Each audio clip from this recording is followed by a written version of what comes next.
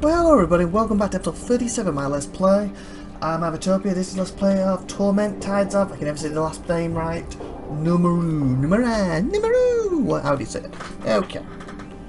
We just helped that guy's levy. Right. Now we got to head to the underbelly to have this guy have a go at us. Hopefully he's got some leads so we can stop this murderer. Right. Is that the underbelly? Yeah. We really got to stop this murderer. We're not getting very far with it. Apparently there's been a few murders since we started investigating this, and it's not going well. Fine.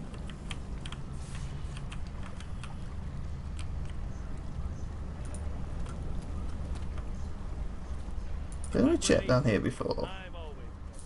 I don't remember. I can't remember we saw this guy. Yeah, where you left her.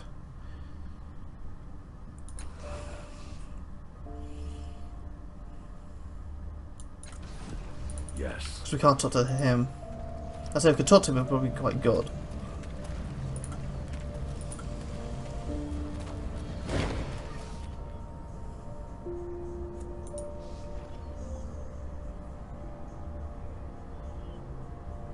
Tide search requires trained title.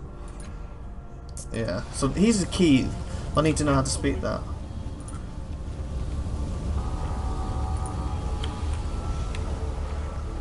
Here he is.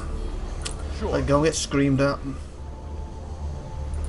Hello, Folsom. Updated my journal. Quest failed. Wow. You behold a less than mysteriously crime scene as you approach Folsom this time. The man's knuckles are bruised, so are the downcast eyes of the hooded man beside him. The murderer was Curran, the youngest of Darren O'Hare. From Grau, she killed a woman named Milson. The murderer was Curran. A few of my boys stumbled onto the scene while she was drawing another one of those bloody circles. She ran and then went after her. He glares at the hooded man, whose eyes are firmly fixed on the ground. The B word was too quick for them. Some friends of mine saw her fleeing the city. I doubt she'll be back. He waves a hand in dismissal. If you ever see her again, feel free to do the same thing to her that she did to my people. More about his last victim. Was a merchant possessed by charming curiosity. He says his face is calm, but his bruised fist trembles. She would be alive if we had not failed her. I thank her, I promise you. Good, he says, then his broad shoulders sigh, but the dead will remain dead. Right. So we failed.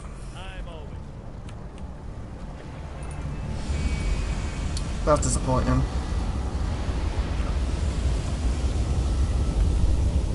I bet this is where the other murder was.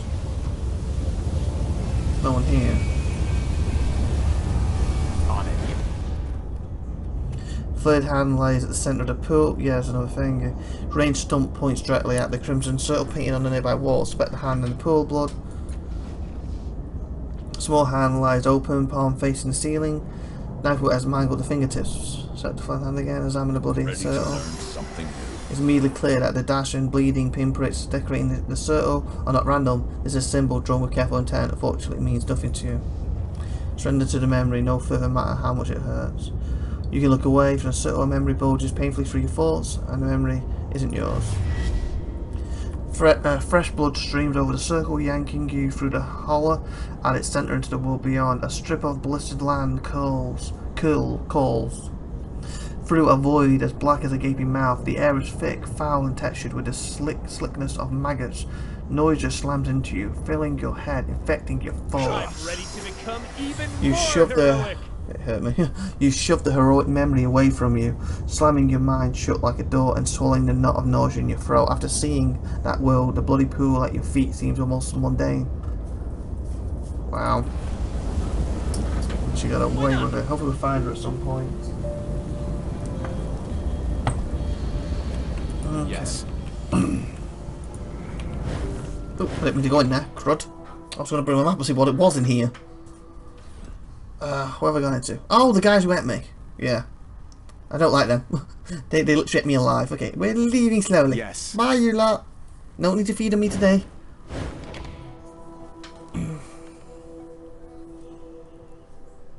Okay. At last. So that's the... Hmm? What the fudge? What's on here? We can't speak to him. Fine. Absolutely.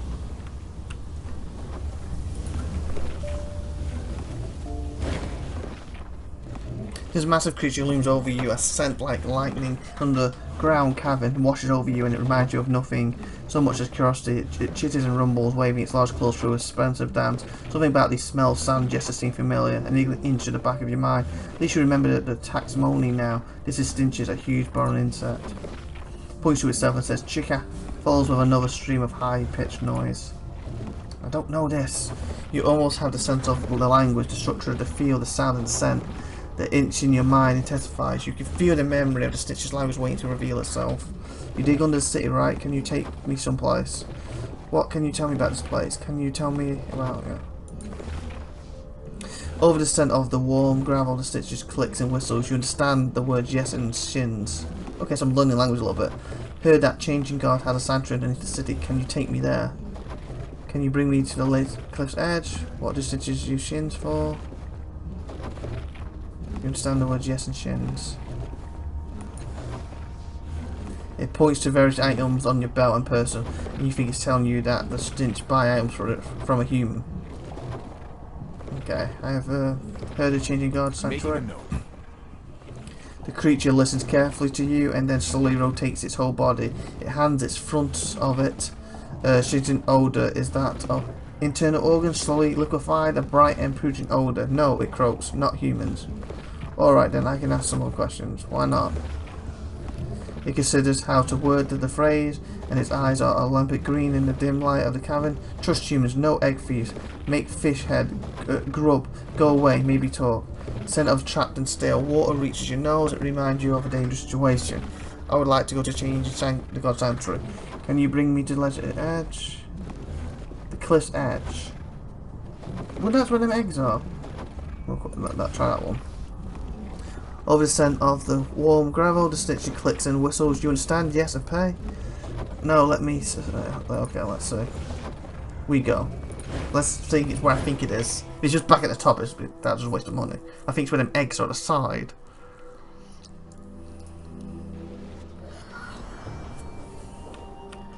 And it is.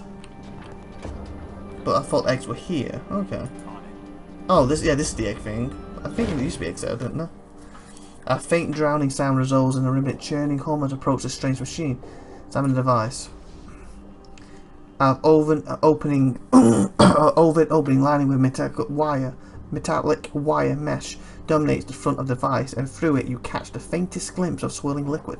Top the machine rests a dome of translucent material and brilliantly lit spear. Examine the wire mesh. Okay, wire mesh. The mesh appears to prohibit direct contact with the fluid josting around the device interior. Curiosity must have gotten the better of someone, however, as a line has been sliced cleanly through the bottom of the mesh. The opening created by the slash appeared roughly large enough to reach an arm into. Reach through the opening. Let me check the other stuff first. On close inspection, you notice the dome contains what appears to be a human brain, but it's several times larger than a normal brain. I don't know why I'm saying brain that way, brain. It floats severely within the enclosure, pulsating occasionally, but you can find no way to interact with it. Examine the spear. The glowing spear appears solidly attached to the rest of the machine. The light dims as you move your hand close to it. You spend a few moments moving your hand all around the spear. Eventually you discover that its light seems to dim as your hand gets closer to a fixed point directly in front of it. Tap the dome. You knock lightly the dome, which triggers a minor convulsion from the brain within. However, nothing else happens. Pass your hand to the spear. The spear's light dims, then brightens again as your hand completes the motion. From within the machine, you hear the strangled sound of evacuating liquid. The constant humming sound of the machine has stopped. Put your hand in front of the spear again. The spear light dims and brightens as usual, but other than a dry clicking sound, nothing else occurs. Front. Brightens as you... Okay. Reach through the opening. Your hand meets nothing but air. The sides of the inner tank are still slick with whatever fluid previously filled it. Tap the dome. You lightly knock on the dome, triggering a minor convulsion from the brain within. A swooshing sound erupts the Tira device and it resumes its former rhythmic hum. Okay. So now reaching. Haha. Your hand splashes into the oily fluid as you plunge it into the hole in the mass. As you probe around the interior, you momentarily feel something solid brush against your hand. You blindly grope for the object, but it proves quite difficult to grab. Attempt to grab the object in the fluid. 5 ain't gonna work. 40, can we get higher? Crud, no. Yes, we did it. Stat pool on effort restored. After a few near misses, you manage to get a firm grip of the object and remove it from the machine. Last cast off gains the sickness symptom, increased fatal gain rate. A ring of L cancels the next negative fatal applied to the character. Oh, okay. Tap the dome again, pass your hand through the spear. So that spare light dims and brightens, accompanied by the same flushing sound as before. Tap the dome again. Now pass. I think we just done it anyway. So we gained something from it now. I'm just going to take us back to where we were. Hopefully we have to pay 10 to get here every time. We did get a ring. Yay! We get a ring.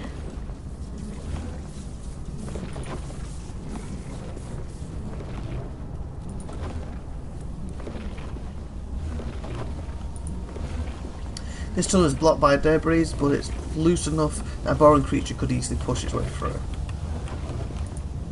This tunnel is blocked, it's loose enough that a boring creature. This is how they get the stuff. Fine. So if he trusts us, he would take us to where we want to go. It's a plan. Okay, so these are levies, so it's you if anyone talks.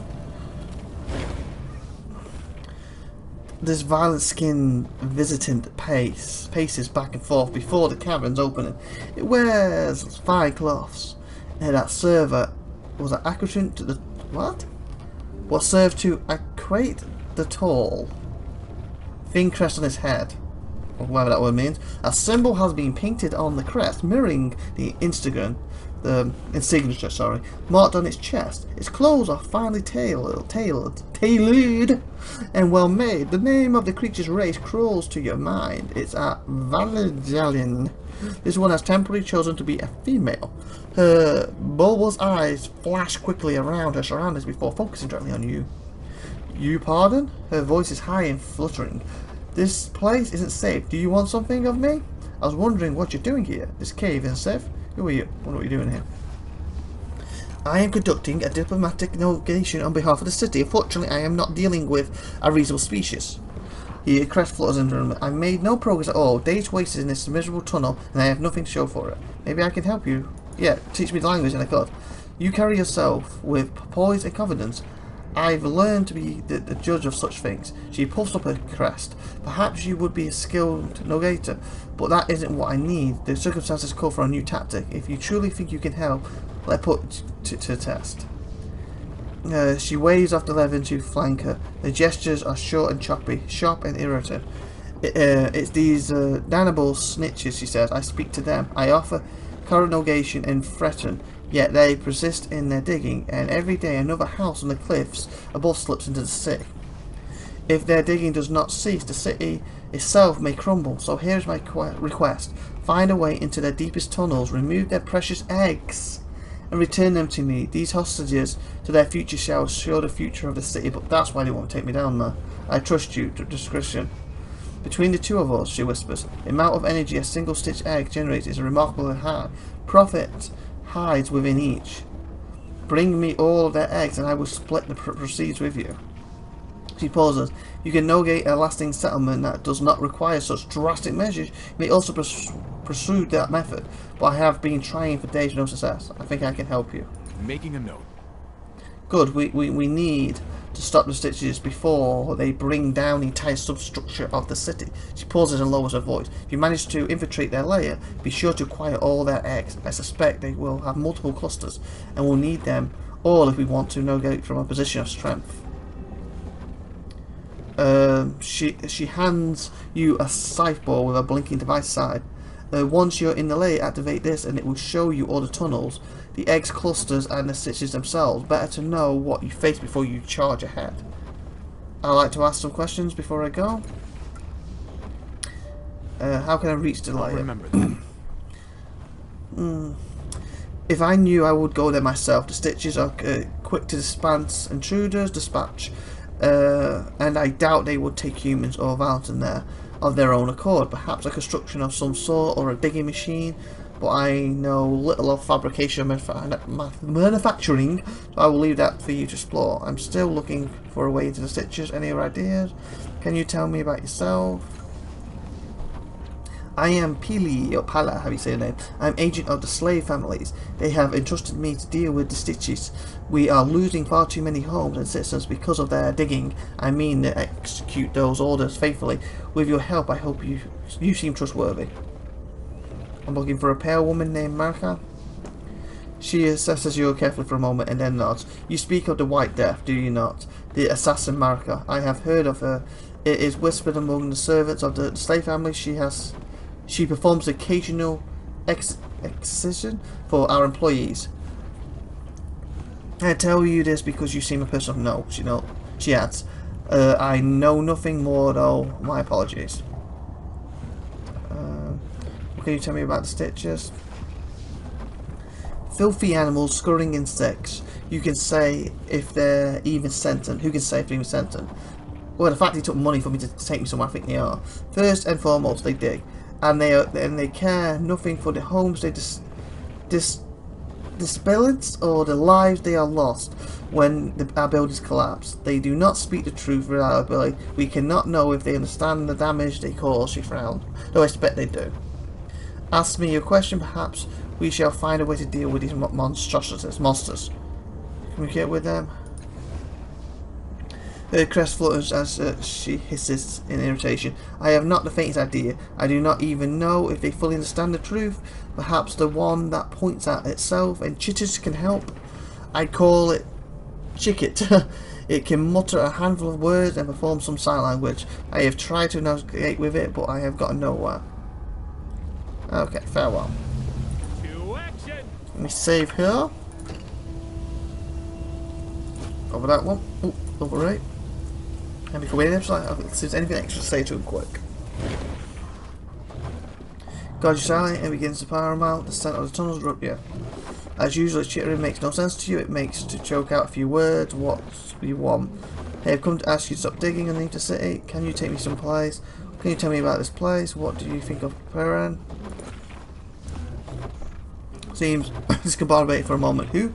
Then it thinks a little more. Then it sprays out a blast of pheromones. And you smell the sharp tang of acid and weakened stone. It smells like distrust. Wow. Can you tell me about that stitch? As you step under sea. Waves its arms around and the air fills with a scent of slow growing fungus.